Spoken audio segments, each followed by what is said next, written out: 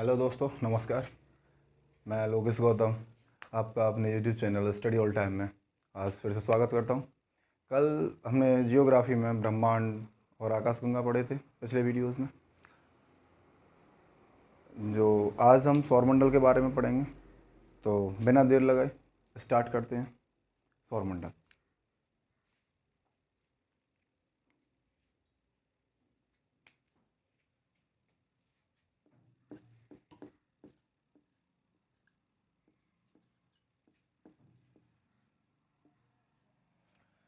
दोस्तों, सौरमंडल में वो सभी आकाशीय पिंड जो सूर्य के चारों ओर चक्कर लगाते हैं, वो सभी पिंड सौरमंडल के अंतर्गत आते हैं।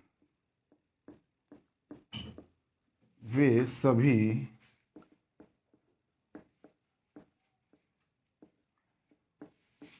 आकाशीय पिंड जो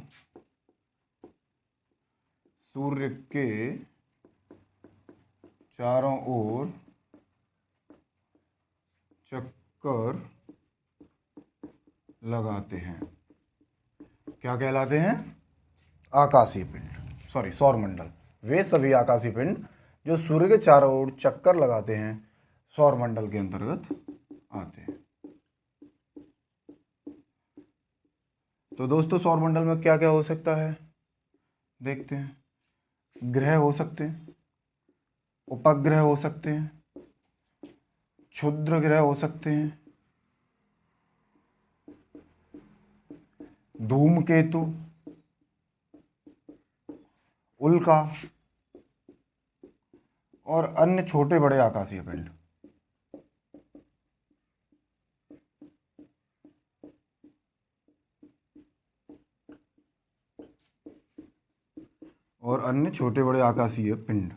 जो भी सूर्य का चक्कर लगाते हैं, वे सभी हमारे सौरमंडल के अंतर्गत आते हैं। तो दोस्तों, सौरमंडल का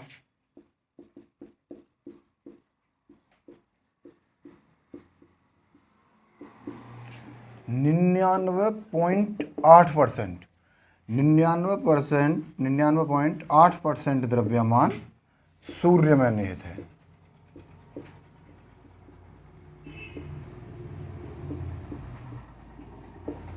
तो दोस्तों, सौरमंडल में वे सभी आकाशीय पिंड जो ग्रह हैं, उपग्रह हैं, क्षुद्र ग्रह हैं, धूमकेतु हैं, उल्का, अन्य छोटे बड़े आकाशीय पिंड जो भी हमारे सूर्य का चक्कर लगाते हैं, वे सभी हमारे सौरमंडल में आ जाते हैं।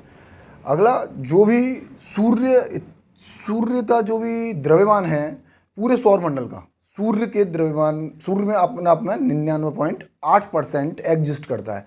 जैसे हमारी पृथ्वी से लेके बृहस्पति है, जो भी हैं, बुध है, शुक्र है, पृथ्वी है, मंगल है, बृहस्पति है, ये सारे ग्रह, उपग्रह, क्षुद्र ग्रह, धूमकेतु, इनका जितना भी वेट है या जितना भी भार है, वो मात्र और मात्र सूर्य के 0.02% है। बाकी सूर्य में ही निहित करता है। यानी कि हमारा सूर्य इतना बड़ा है कि पूरे सौरमंडल का 99.8% द्रव्यमान को अपने आप में समाहित किए हुए है। सूर्य में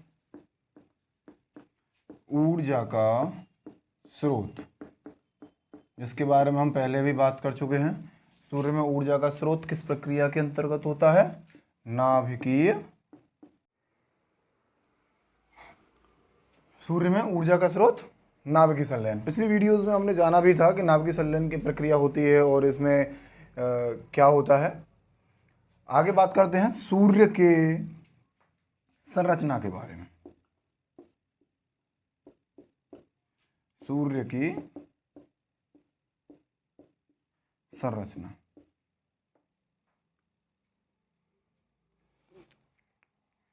इसका जो दिखने वाला भाग होता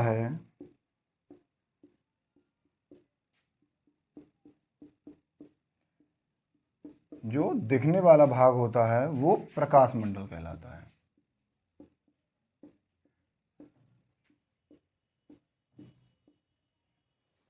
सूर्य का दिखने वाला भाग प्रकाश मंडल कहलाता है। सूर्य ग्रहण के समय दिखने वाला भाग सूर्य ग्रहण के समय दिखने वाला भाग, ये भैया कोरोना कहलाता है। कोरोना, इसे सूर्य किरीट या इसी को सूर्य का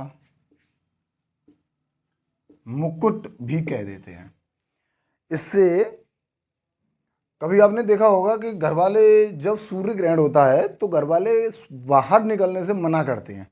क्यों मना करते हैं? उसका भी एक कारण है। जब हमारा सूर्य ग्रहण हो रहा होता है तो जब ये सूर्य का किरीट या सूर्य का मुकुट दिखाई देता है, उस वक्त सूर्य का मुकुट एक्सरेज उत्सर्जित कर रहा होता है। इससे क्या निकलता है? एक्सरेज।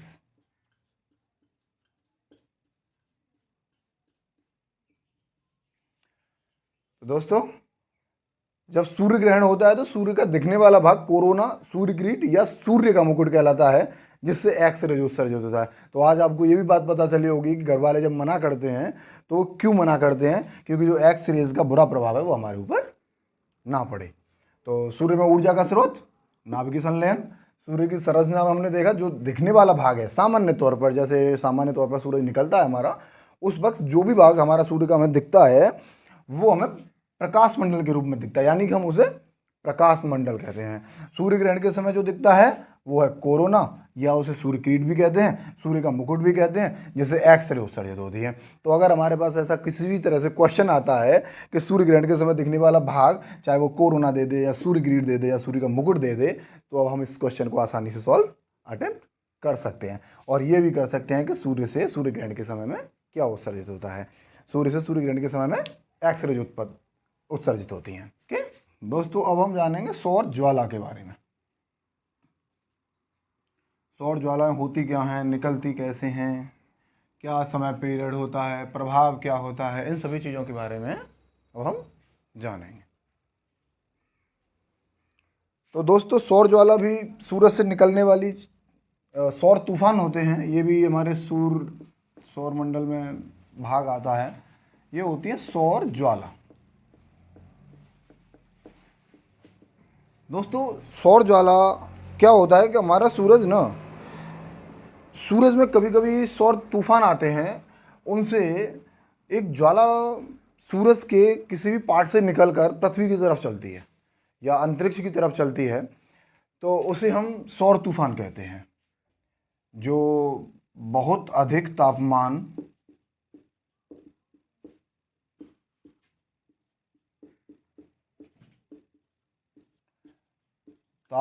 के सौर तूफान जब सूर्य से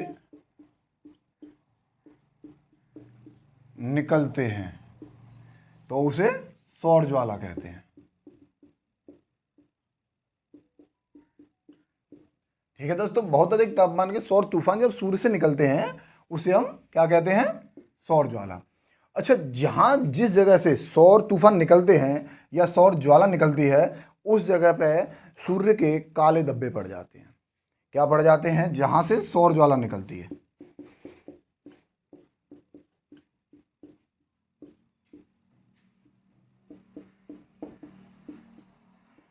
जहां से सौर ज्वाला निकलती है वहां काले धब्बे पड़ जाते हैं।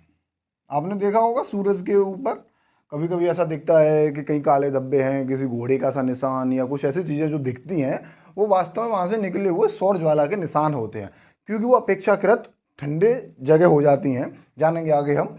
तो जो काले धब्बे हो जाते हैं इन्हें क्या कहते हैं? सौर कलंक।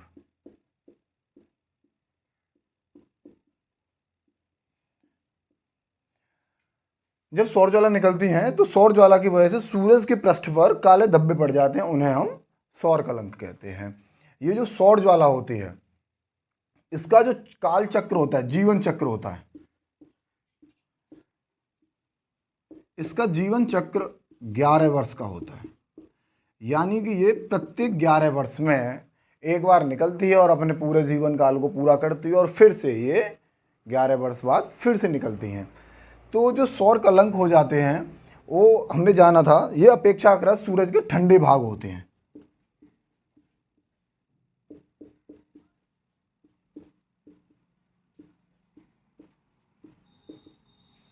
अपेक्षाकृत ठंडे भाग। अच्छा, अगर ये ठंडे भाग हैं तो इनका टेम्परेचर भी कुछ कम रहता होगा, तो जो भी जान लेते हैं। इनका टेम्परेचर अप्रॉक्स 1500 डिग्री सेंटीग्रेड के आसपास होता है।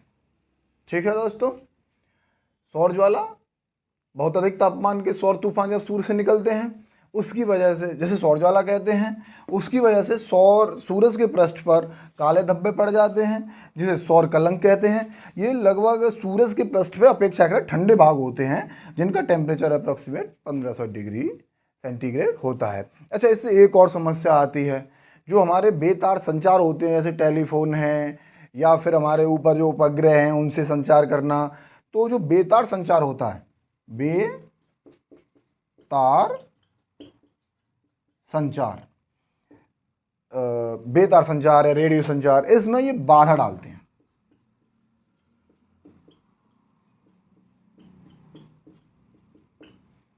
तो दोस्तों, ये जो सौर ज्वाला निकलती है उसे काले धब्बे होते हैं, काले धब्बों को सौर कलंक कहते हैं। अपेक्षाकृत ठंडे भाग होते हैं, इनका टेम्परेचर 1500 डिग्री सेंटीग्रेड होता है। ये बेतार संचार में बाधा डालते हैं। तो अगर हमारे पास सौर ज्वाला से अगर संबंधित कोई भी क्वेश्चन आता है तो हम आसानी से अटेम्प्ट कर सकेंगे। दोस्तों, एक बात बता देता हूँ, मैं इस कंटेंट को इतनी मेहनत से तैयार कर रहा हूँ कि मैं बिल्कुल भी आपके लिए ऐसा एक पॉइंट नहीं छोड़ रहा हूँ कि आपके पेपर में ऐसा कोई भी क्वेश्चन आए स्टडी पोर्शन से जो कि आप ऐसा सोचो कि हमें ये पढ़ा नहीं था। जीएस अब आपकी फिंगर टिप्स पे होने वाली है, चिंता ना करें। मैं पूरी मेहनत कर रहा हूँ, मेहनत करते रहो, जीएस फिंगर टिप्स पे होगी। तो जीवन चक्र 11 वर्ष का होता है। ज्वाला, काले धब्बे, सौर कलंक, अपेक्षाकृत ठंडे भाग, 1500 डिग्री सेंटीग्रेड का तापमान, बेतार संचार में बाधा डालते हैं। ओके दोस्तों, तो ये हो गया हमारा सौर ज्वाला से रिलेटेड। तो बेतार संचार में बाधा डाल दी और सौर ज्वाला निकलते हैं, जो भी होता है, तो हमने आसानी से समझ लिया है। तो दोस्तों, सौर ज्वाला से एक और घटना घटित होती है। सौर ज्वाला से एक और घटना घटित होती है जिससे हमारा जो उत्तरी तथा दक्षिणी ध्रुव जो होते हैं उन पर एक रंगीन प्रकाश दिखाई देता है। रंगीन प्रकाश दिखाई देता है, जिसे क्या कहते हैं, उत्तरी ध्रुव पर इसे ऑरोरा बोरियोलिस। तो दोस्तों, दक्षिणी ध्रुव पर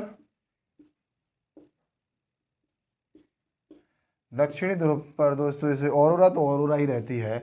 अब यहाँ पे एक छोटी सी ट्रिक है याद करने के लिए, ऐसा कुछ भी है तो ऑस्ट्रेलिया है ना, हमारी ऑस्ट्रेलिया दक्षिणी ध्रुव पे ही पड़ती है, दक्षिणी ध्रुव के आसपास पड़ती है।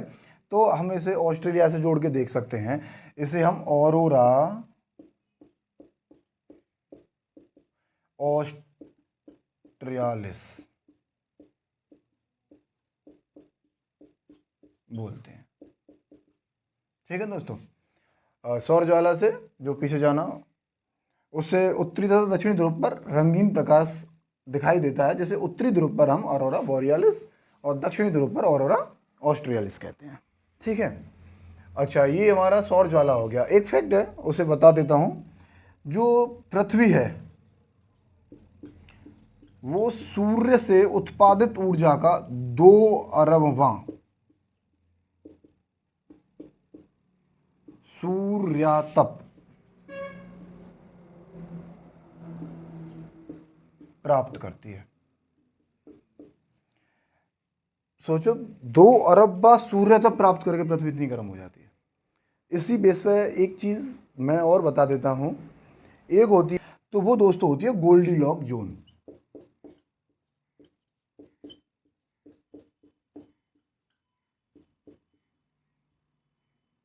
गोल्डीलॉक जोन दोस्तों इसमें तापमान आदमी के सहने के लायक होता है। तापमान सहन क्षमता के अंतर्गत होता है। तो दोस्तों पृथ्वी सूर्य से कितने भाग प्राप्त करती है? 2 अरबा सूर्य तप का गोल्डीलॉक जोन, जहां कोई भी ग्रह हो, कोई भी ग्रह हो, जैसे अपनी पृथ्वी है तो एक हमारा जो तापांतर है मैक्सिमम 100 के, हाँ 100 के आसपास रहता है। कुछ जगहों पे हमारा माइनस के 60 डिग्री भी मिल जाता है और कुछ जगहों पे हमारा प्लस के 60 या 59-60 के आसपास मिल जाता है। तो 100 से 120 के आसपास रहता है। आदमी कहीं कहीं इतने डिग्री को तो नहीं झेल पाता और नहीं झेल पाता, लेकिन क्या होता है कि इतना जो 40 से 45 डिग्री के आसपास के जो भी ग्रह हैं उन्हें हम गोल्डीलॉक जोन में मान लेते हैं। कुछ ग्रह मिले हैं हमें, उन पर हम बात करेंगे, जो कि अक्सर आजकल गोल्डीलॉक जोन में हमें मिल रहे हैं, तो उन पर भी बात करेंगे। तो ये था हमारा सौर ज्वाला के बारे में। पृथ्वी ये हो गया ऑरोरा बोरियलिस, ऑरोरा ऑस्ट्रियालिस, दक्षिणी ध्रुव पर दिखने वाला और उत्तरी ध्रुव पर दिखने वाला ऑरोरा बोरियलिस। तो आशा करता हूँ कि अगर सौर ज्वाला से संबंधित कोई भी क्वेश्चन आएगा तो इसमें कोई भी फैक्ट बाकी नहीं रह गया है। आशा करता हूँ कि अगर मेहनत करोगे तो ज़रूर इसे, अगर आता है तो नहीं छोड़ पाओगे। ओके, तो दोस्तों अब आगे जानेंगे सूर्य के बारे में कुछ फैक्ट्स, जैसे कितना तापमान है, कितनी उम्र है, कब क्या होता है, तो व्यास कितना है, वगैरह वगैरह।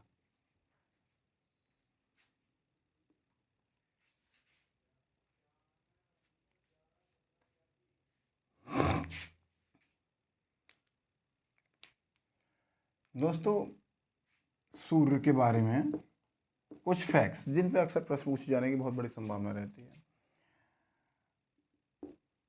सूर्य का व्यास कितना है? कमेंट्स करके बताओ। 13,92,000 किलोमीटर। ओके, दूसरा पृथ्वी सूर्य पृथ्वी का कितने गुना है?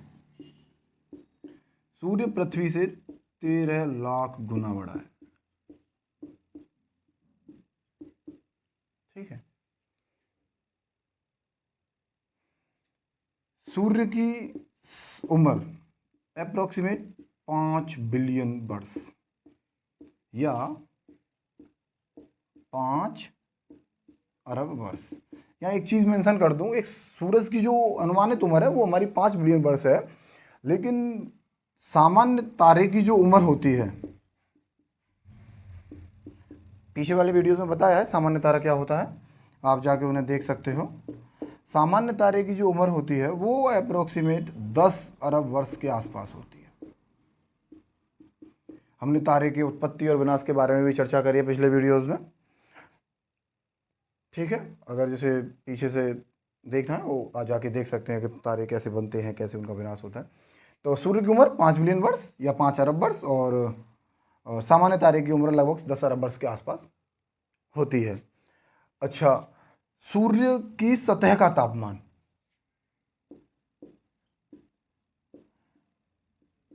सूर्य की सतह का तापमान कितना होता है? 6000 डिग्री सेंटीग्रेड। अच्छा, हमने एक चीज़ जानी थी पिछले सौर ज्वाला में, जब सौर कलंक आते हैं तो ये सतह का तापमान है। सौर कलंक भी हमारे सतह पे ही दिखाई देते हैं। तो जो सौर कलंक, दोस्तों बीच बीच में रिवाइज करवा देता हूँ कि कुछ फैक्ट्स हैं जो अक्सर फ्रीक्वेंट रहते हैं, उन्हें तुम भूलो ना। तो जो सतह का तापमान अक्सर 6000 डिग्री सेंटीग्रेड देखा गया सूरज का, लेकिन हमने देखा था कि जब सौर कलंक निकलते हैं तो सूर्य की सतह का उस जगह पर, स्पेसिफिक विशेष जगह पर तापमान अपेक्षाकृत ठंडा हो जाता है। उनका कितना हो जाता है? पीछे देखना, 1500 डिग्री सेंटीग्रेड। ठीक है, तो वो अपेक्षाकृत ठंडे भाग होते हैं सूरज के, जो सतह पर 6000 डिग्री सेंटीग्रेड होता है उससे ज़्यादा। अच्छा, अब यहाँ पर हम भी जान रहे थे सतह का तापमान तो 6000 डिग्री सेंटीग्रेड है, तो केंद्र का तापमान कितना होगा?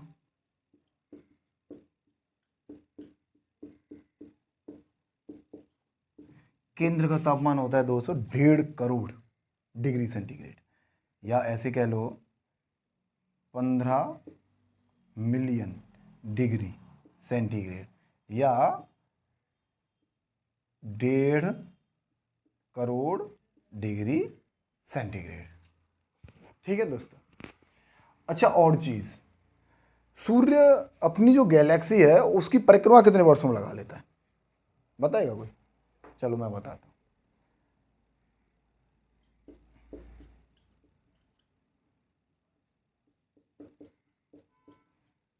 आकाश गंगा की परिक्रमा कितने वर्षों में लगाता है? 25 करोड़ वर्षों में।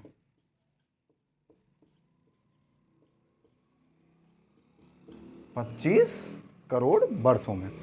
अच्छा, जब हमारी पृथ्वी अपनी धुरी पर घूमती है तो उसे तो बोल देते हैं दिन, लेकिन जब सूरज के चारों ओर घूमती है उसे बोलते हैं पृथ्वी का एक वर्ष, जो कि 365 दिन का होता है। अच्छा, अगर सूरज अपनी आकाश गंगा के चारों तरफ घूमता है दुग्ध मेखला के, उसमें समय लगता है इसे 25 करोड़ वर्ष का, तो इसे क्या बोलेंगे? क्योंकि इसका भी एक सौरिक वर्ष है, तो इसे हम बोलते हैं ब्रह्मांड वर्ष।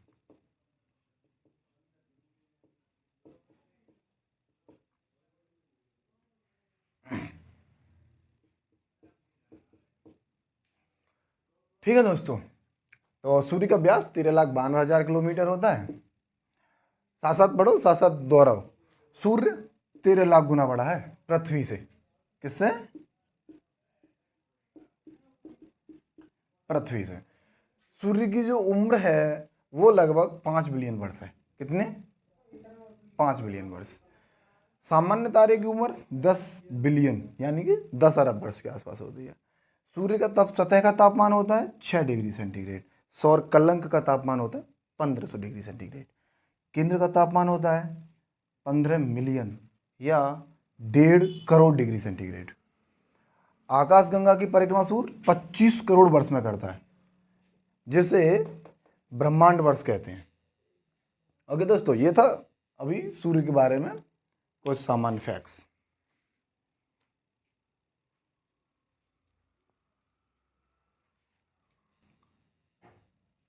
दोस्तों, सूर्य से पृथ्वी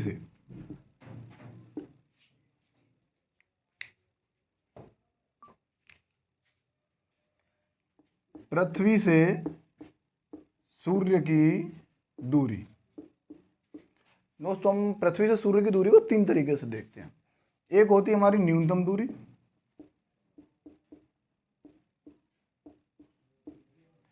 ठीक है।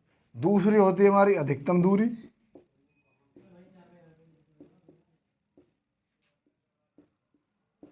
अच्छा तीसरी होती है हमारी माध्य दूरी। अच्छा, ये कब कब होती हैं इनके बारे में हम अगले अध्याय में पढ़ेंगे, जिनमें हम पृथ्वी की गतियां हैं उनमें। लेकिन अभी हम ये जान लेते हैं कि दूरियां कितनी होती हैं, क्योंकि मैं कई बार इस पर सवाल पूछा गया है। जो न्यूनतम दूरी होती है वो लगभग 14.70 करोड़ किलोमीटर होती है, ठीक है। अधिकतम दूरी जो होती है वो लगभग 15.21 करोड़ किलोमीटर होती है, ठीक है दोस्तों। माध्य दूरी 15 करोड़ किलोमीटर होती है, क्या दोस्तों? तो तीनों दूरियां जान ली हमने। अगर कभी भी किसी भी तरह से घुमा फिरा के भी क्वेश्चन पूछता है एग्जामिनर, तो उसके लिए हम बिल्कुल अच्छे से तैयार हैं। न्यूनतम दूरी 14.70 करोड़ किलोमीटर, अधिकतम दूरी 15.21 करोड़ किलोमीटर, माध्य दूरी 15 करोड़ किलोमीटर, ठीक है दोस्तों। ये था सूर्य के बारे में। लगभग सारे फैक्ट्स हमने कवर किए हैं। इससे अलग आज तक एग्जाम में नहीं आया है और शायद ना आने की संभावना है। मेहनत करो और मैदान फतेह करो।